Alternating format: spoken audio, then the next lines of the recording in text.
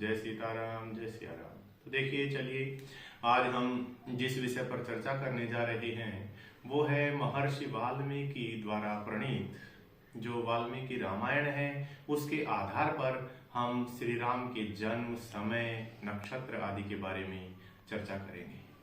तो देखिए, वो चर्चा करें, जन्म की चर्चा करें, उससे पहले थोड़ी सी चर्चा कि महर्षि वाल्मीकि रामायण के बालकांड के 16वें सर्ग में, ये जन्म की चर्चा 18वें सर्ग में है और 16वें सर्ग में जब यज्ञ इत्यादि समाप्त हो चुका है, यज्ञ पूर्णता को प्राप्त हुआ है और यज्ञ से खीर प्राप्त हुई है, खीर रूपी प्रसाद, भगवान विष्णु स्वयं साक्षात खीर का कटोरा लेकर प्रकट हुए हैं, ऐसा वाल्मीकि रामायण में मिलता है। तो 16वें सर्ग में एक जो प्रश्न विशेष जो ये उठता है कि कौन सी महाराज दशरथ की कौन सी महारानी ने कितनी खीर का कितना हिस्सा लिया, कितना भाग लिया, उस पर एक छोटी सी चर्चा। देखिए, जब खीर उत्पन्न हुई तो महाराज ने बड़े ही आदर और सम्मान के साथ उस महाप्रसाद को स्वीकार किया और सर्वप्रथम महाराज दशरथ कौशल्या महारानी के यहाँ गए और उस खीर का आधा भाग, मैं इसको 100% कहूं तो 100 में से 50 अर्थात आधा भाग महारानी कौशल्या को दे दिया। और फिर महाराज दशरथ महारानी सुमित्रा के पास गए और उस आधे में से आधा अर्थात 50 में से आधा 25%, तो आधे में से आधा 1/4 टोटल खीर का, टोटल प्रसाद का 1/4 1/4 भाग महारानी सुमित्रा को दे दिया और जो बचा 1/4 भाग था अर्थात 25% जो बचा था, उसमें से आधा अर्थात 12.5% वो महारानी कैकेयी को दे दिया और महाराज दशरथ उस बची हुई खीर को अर्थात 1/8 भाग को 12.5% भाग को लेकर के वापस महारानी सुमित्रा के पास आए और वो महारानी सुमित्रा को दे दिया। तो कुल मिलाकर प्रसाद का, खीर रूपी महाप्रसाद का कुल में से आधा भाग अर्थात 50% महारानी कौशल्या को मिला और उसमें से 25 + 12.5 अर्थात 37.5% भाग 2 बार करके महारानी सुमित्रा को मिला और 12.5% अर्थात 1/8 भाग महारानी कैकेयी को मिला।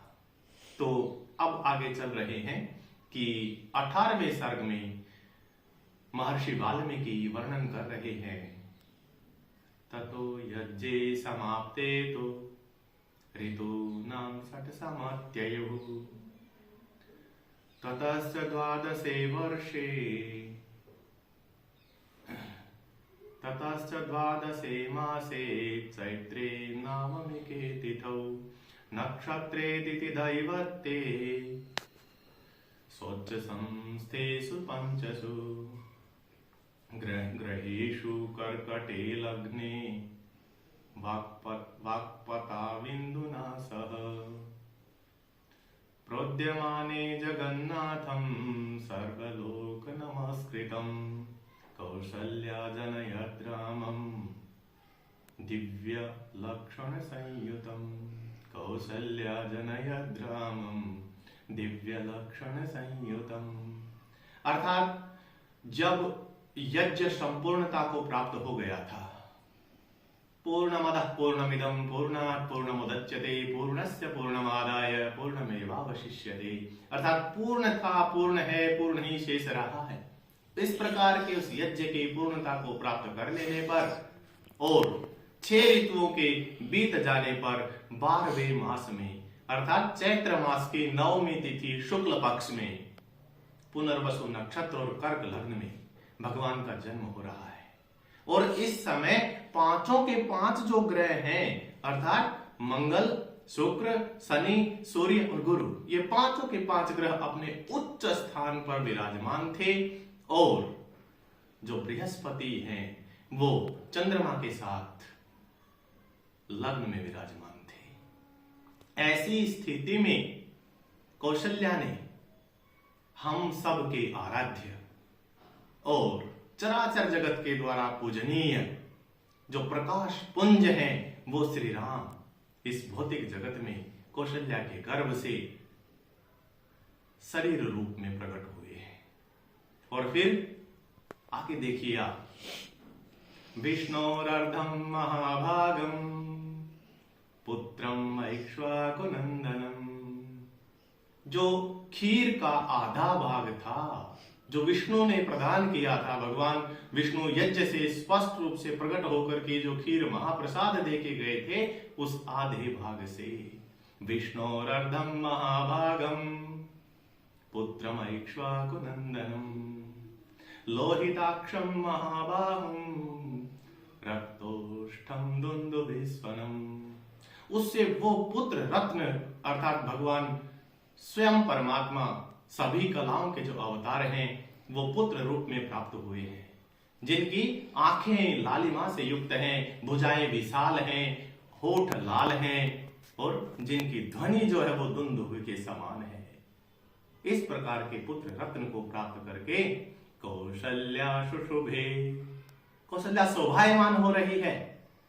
कौशल्या शुशुभे किस तरह से शोभायमान हो रही है? महर्षि वाल्मीकि कह रहे हैं कि जैसे देवराज इंद्र को प्राप्त करके माता अदिति शोभायमान हो रही होती है, वैसे ही मां कौशल्या शोभायमान हो रही है।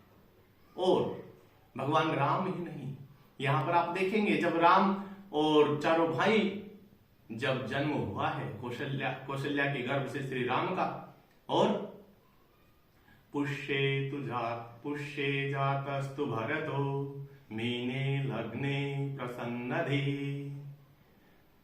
भरत जो है वो मीन लग्न में पुष्य नक्षत्र में पैदा हुए हैं, और शार्पे तु जातौ सौमित्री, जो सुमित्रानंदन लक्ष्मण और शत्रुघ्न हैं वो आश्लेषा नक्षत्र और कर्क लग्न में उत्पन्न हुए हैं।